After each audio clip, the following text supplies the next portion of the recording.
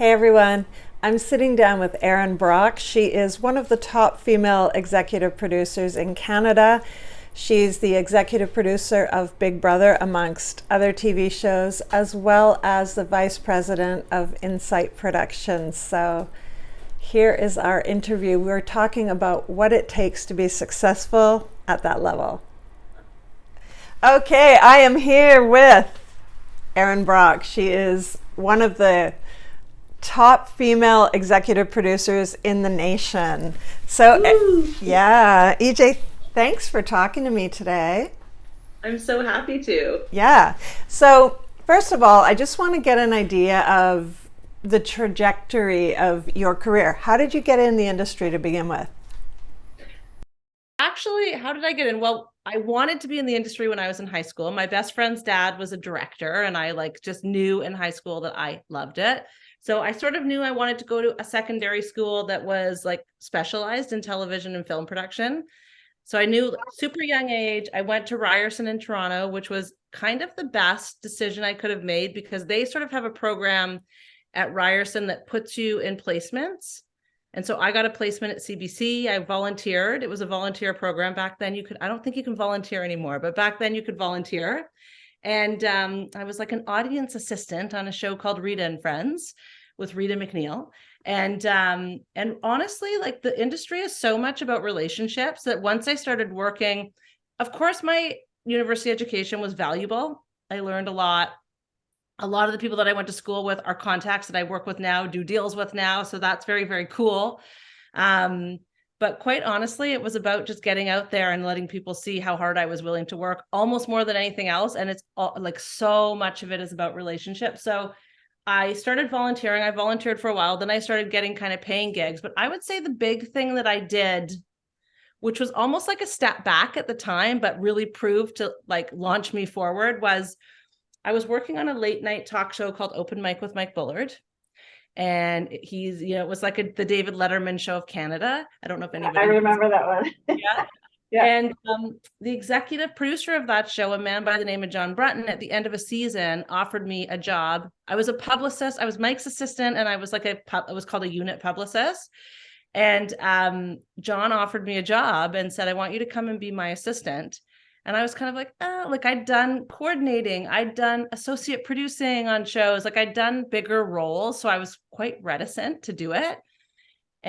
But he to me was and he still is, he still runs the company I work for, is really the most interesting, exciting, number one independent producer in the country. And so eventually, after sort of really thinking about it, because he said to me, I promise if you come and take this job, I'm going to give you a lot of opportunities and I'm going to teach you everything I know. So I was I eventually decided I just cannot pass that up. Yeah. And a lot of people around me were kind of I think looking sort of sideways, why is she taking a step backwards and taking a staff job and becoming an executive assistant? She's done that. She should move on. She should be taking on bigger roles as producers. So it was kind of, for me, it was a bit of a calculated risk.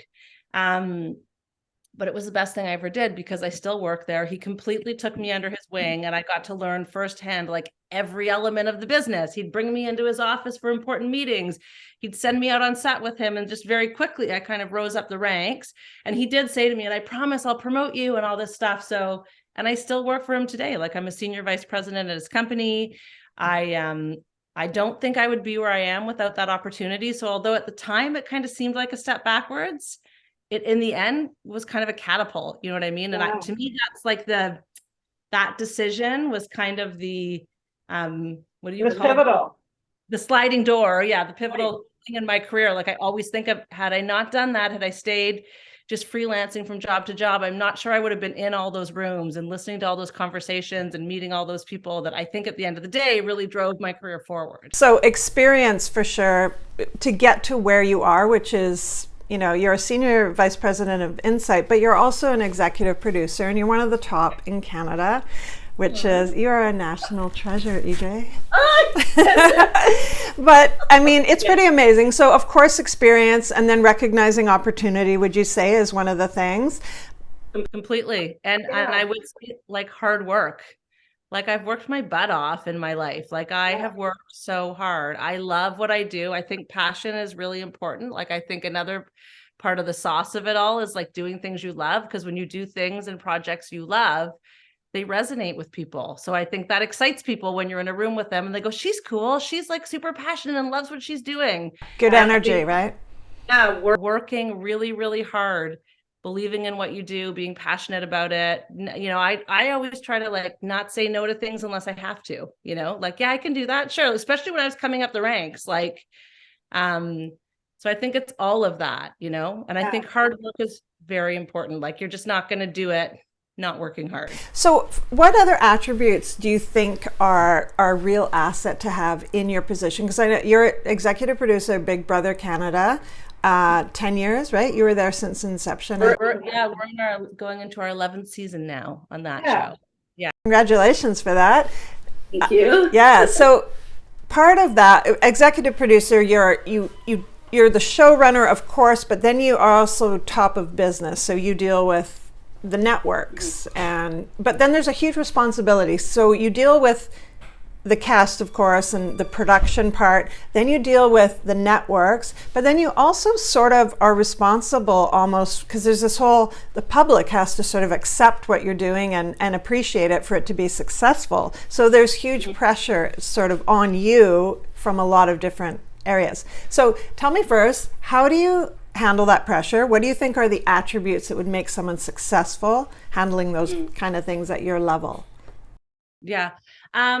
So that's true and overwhelming when you say all of that. I don't think I think of it on that scale when I'm doing my job, right? I just zoom back in. I handle the next thing in front of me. I also do generally I do about 4 shows a year. So it's also almost always happening on multiple levels across multiple projects. I think that, first of all, I never think a problem's too big to solve. And I also never react quickly to issues. So I really believe in what John taught me the 24-hour rule. Always take 24 hours. Don't freak out. You know, I've worked with a lot of people who lose it. The world's coming to an end. We're never going to get this show done. Like the show always gets done. And so I really feel like it's important. And I think it resonates with people that work for me, that I'm not a huge stress case, even though I have a lot on my plate. I think it also creates a sense of confidence in our partners, our broadcast partners, our streaming partners. So I think that's really important. I'm a big believer in you're only as good as the team that you're working with. Like, I don't believe any one person. I don't muscle Big Brother through to the end on my own. There's like a massive group of 250 people who make that show. And you're only as good as the people you're working with. And part of that is making the people you work with feel valued and feel like they're making a valuable contribution to what they're doing and that they have a voice in the project that's being made. So I just think, although I'm the executive producer or showrunner and it appears this way, and yes, I do have a lot of stress and a lot on my plate, but I also utilize everybody around me.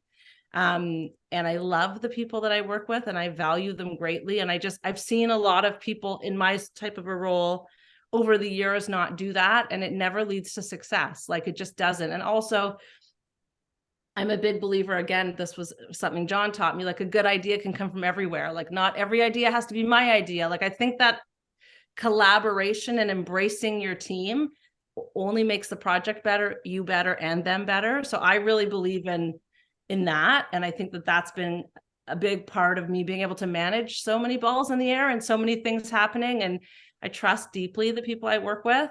And I really sometimes when you're in my role, you get a lot of credit for something. Oh, you win an award or this happens or that happens. But I'm I just really it isn't just me who does it. It really, and I'm not just saying that. It's it would be impossible. For example, with Big Brother, it would literally be impossible to be the hero of that. No one can be a hero on that show. It takes everybody. I always say the train leaves the station and everyone's got to be on it because it doesn't stop for 70 days, right? You don't call cut, you don't wrap for the day. It never stops. So it requires all of these talented people.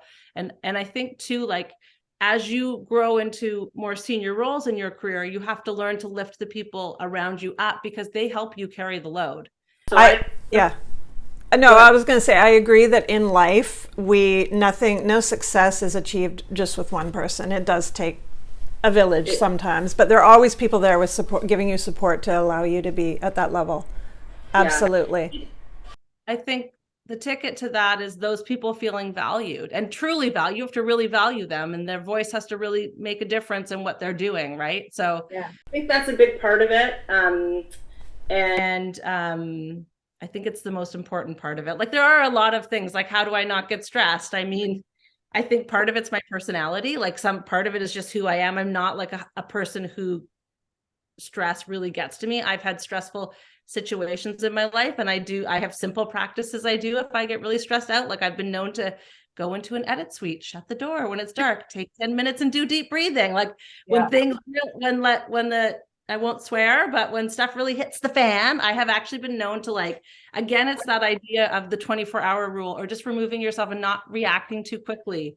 Also humor. How much do you think your humor is an asset? Because you are someone who's really fun and adventurous, good energy. You think that that's something that really helps you out? Because I think I can go into a room where people are really stressed out, and people, like when you're in my role, people look to you as the leader, right? So they look at what is your energy.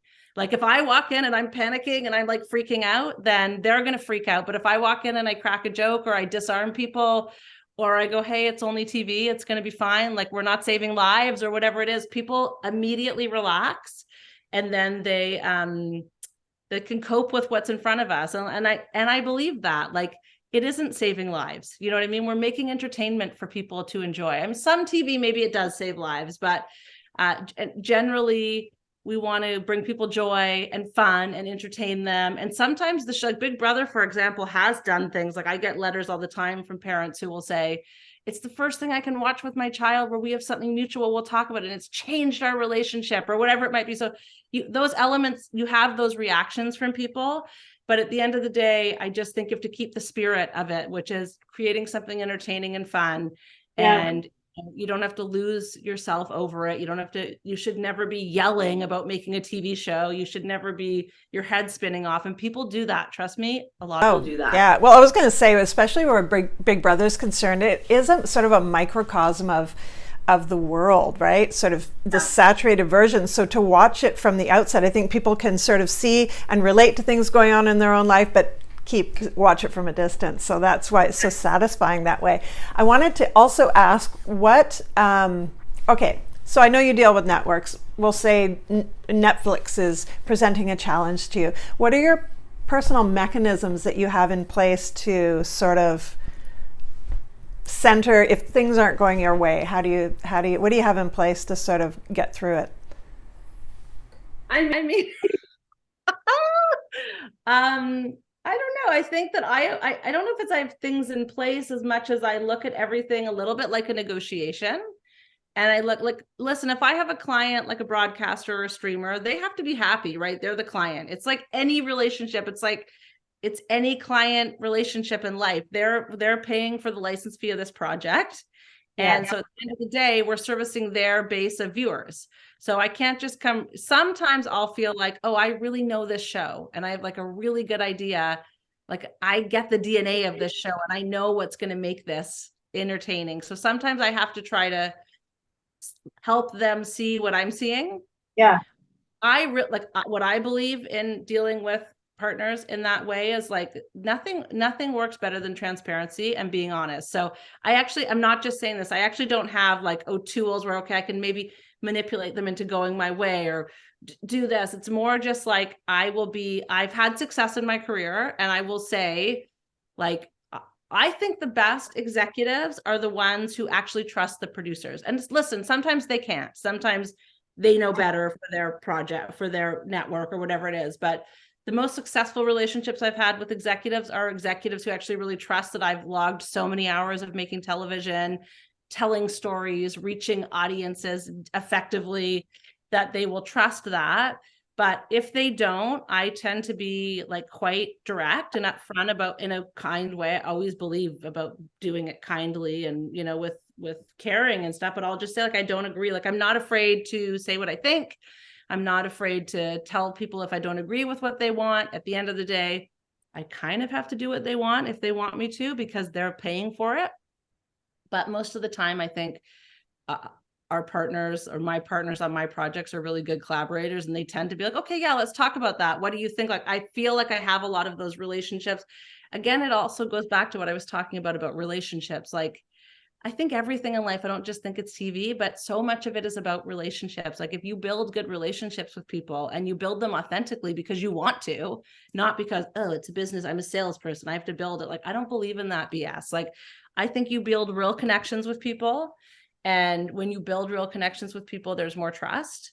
And so I do think that's an important tool when you're doing stuff like that, that you've built that you've put in that time and effort to build a relationship.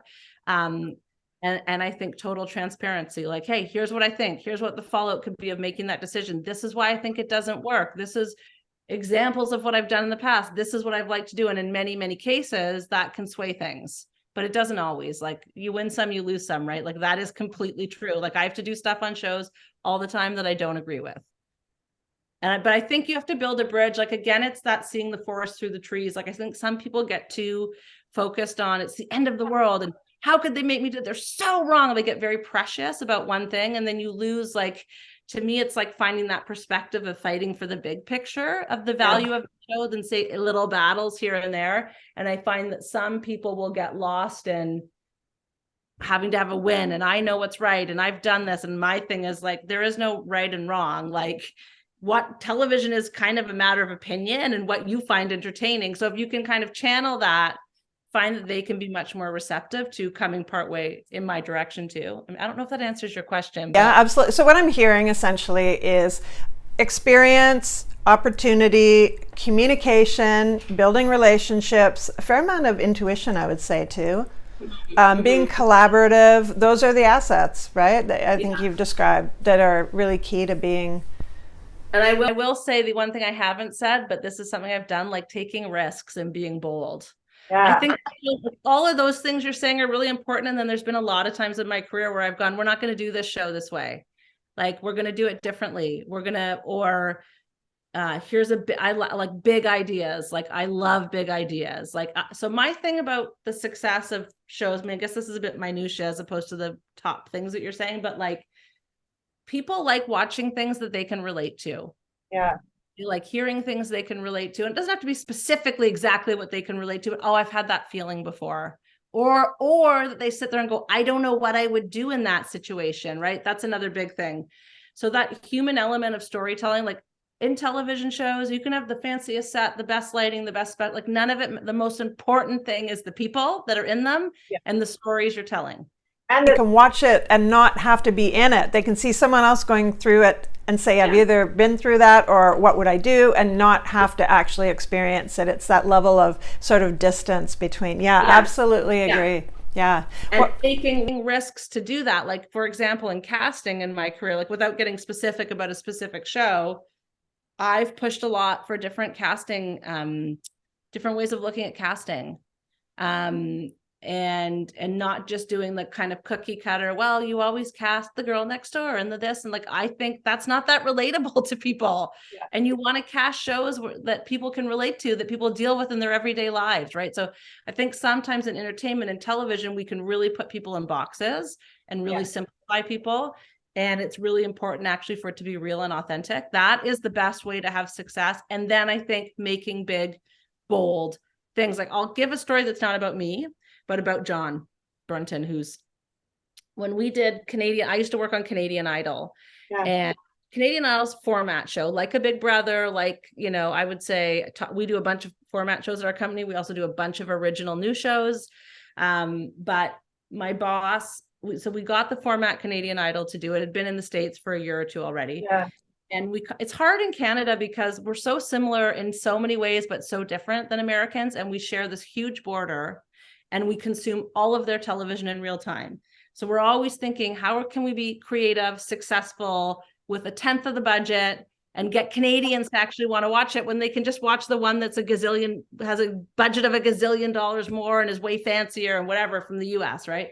So we get this format. It's the first real format ever being produced. Like, now there's tons of them. And John kind of says, we have to do something that makes it different, because otherwise, why would you watch it? And so he said, I really think we should let our singers play instruments. And I think that makes it different. It's not just like singing to a track, because Canadians are such musicians. We love rock and roll. You know what I mean? Like he was just like, I really think it's part of who we are. And it's a small little thing, but when you're working on a format like that, and I've had this, that taught me to do that with every format I've done, is to think outside the box, do something different, give it our own DNA. We were the first country in the world to do that. Every country after followed suit, including the US, and let their people play instruments. It really changed that show to a certain extent because you had more musicians coming on. So you got more variety. You didn't just get singers auditioning. All of a sudden you got singers and musicians, and it was a huge lesson for me. Like, make bold moves in shows, like do things differently, make it your own. Like, don't just wash, rinse, repeat what other territories are doing. So I do think, I mean, that's an example from John, but I've done that with every show I've done. I've found ways to make them different, make them ours. I believe in being really creative and thinking outside the box and taking risks. And not every risk works, and not every one of my risks has worked, that's for sure. But I would say on the balance of the scale, it's made me more successful. That advice makes anyone more successful in any, certainly in any industry in life, or just in any situation, right? Taking risks. I mean, being bold, absolutely. I love it. What would you recommend? I know it's a hard industry traditionally to break into. Certainly a hard industry to move up to, being an executive producer. But what would you say to people who want to embark on a career like yours? Where would you start? What do you need? What would you tell them? Well, my first piece of advice, there's two things that I tell people. Get on set. Don't just sit in a classroom. Don't just, you've got to get on set and get the experience, and you've got to get in, again, because it is 100% relationship based. You have to get in front of people. Once you're on set, work really hard. Say yes a lot more than you say no. Like, be a yes person in the beginning, because that people are like, oh yeah, I like that girl. She was great. She worked hard. She was not a problem. I mean, obviously you have to say no to something if it's inappropriate, but if someone's just asking, can you do this run? Can you do that? Say yes in the beginning, because that gets you recognized. Hard work and being there gets you recognized. The other piece of advice I give people, because I often will do sort of interviews, not like this, but say someone will ask me, hey, can we have a coffee? Can we talk about, I'd love to learn how you got to where someone who wants to be, say, a showrunner, an executive producer. I often tell people, one of the things I did that was so valuable to me is, before I started with John, is I basically did every job on a production. I came in entry level volunteering, and I've done every job, like production secretary, production coordinator, driver, PA, talent assistant, and then, talent coordinator, associate producer, I've done publicity. I've literally done everything before I got into producing. And I really believe that, and I always knew I wanted to be a creative producer. The biggest part the part I love the most about my job is creating shows. And even a show like Big Brother, you might think, well, that show's already created. Well, not at all. We have to fill 30 hours of content. What are the twists? What is the theme? What are the challenges? Who are the people? What stories are we telling? It's so much creation. It's so exciting. But you can't just walk in and do that unless you come up with some amazing show and you somehow sell it, which is very rare, right? You have to kind of work your way up to that. So for me, doing all of those jobs and working all of those different roles really made me appreciate the people that did them once I was doing something, once I was producing. Absolutely. I had an understanding for every job and how a production really worked from the inside out. And I think that allowed me to really feel a lot of value and appreciation. Oh, it's really hard doing craft services. People can be jerks to you.